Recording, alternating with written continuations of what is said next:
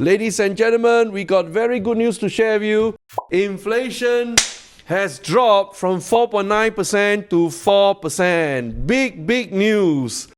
This is a major drop of 0.9%. And please remember, the all-time high for inflation was June last year. We are exactly 1 year anniversary right now. June to June, all right? June all-time high 9.1%. And finally, it touched below that 5% mark. That was in April, 4.9%. And the latest one is in May. 4% finally. All right? So what is the significance of this 4%?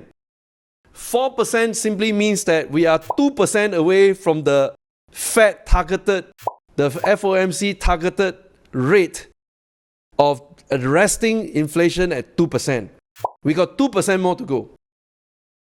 Now, once we understand about this logic, we're going to connect the dots. By the way, from this point onwards, it's very important already. It set the stage for us to draw the charts in a short while later on, right? So just make sure you hang on tight. Give me your best focus right now.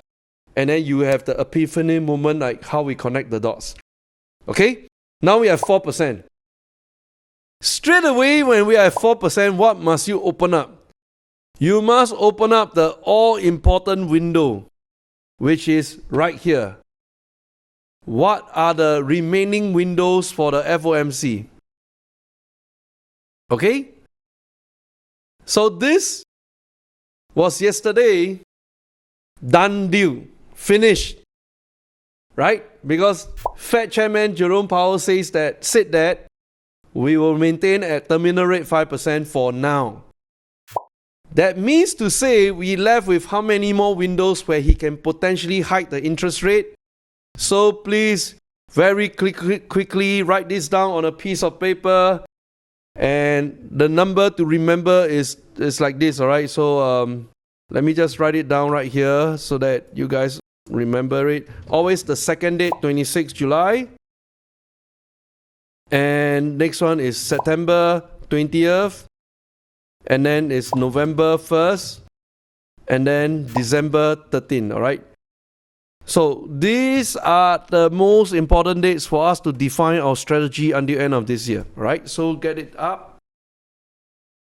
And of course, there's an interjection here because over here, November to December, typically we are planning for the Santa Claus rally. The market typically will rally end of the year during this period. So I will map out for you. So make sure you capture this first, and then we go on the analysis side of things, all right? So I got to write it down also as well on my side. July 26, and then set 20, and then November 1, and then December 13, all right? Okay, you note this down already, and here we go. We noted the windows left for the FOMC to kind of disrupt the market. But we know for sure inflation has already dropped to 4%. Remember three things about inflation.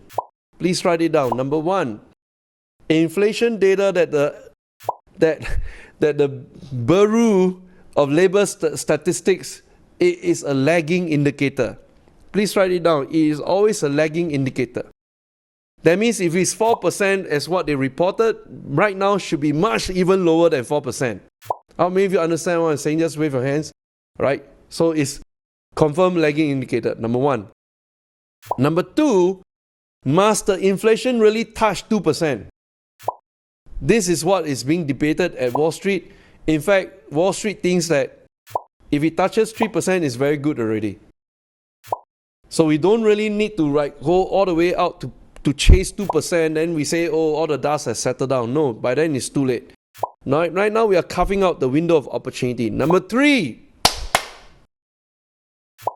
inflation, if it's being controlled and pursuing the down path, then jolly well, is there a time for interest rate to drop? Right now, we're not talking about interest rate going up. We're talking about when's the signal for interest rate from 5% drop to 4.75%. All right. So that's the three things I want you all to think about inflation.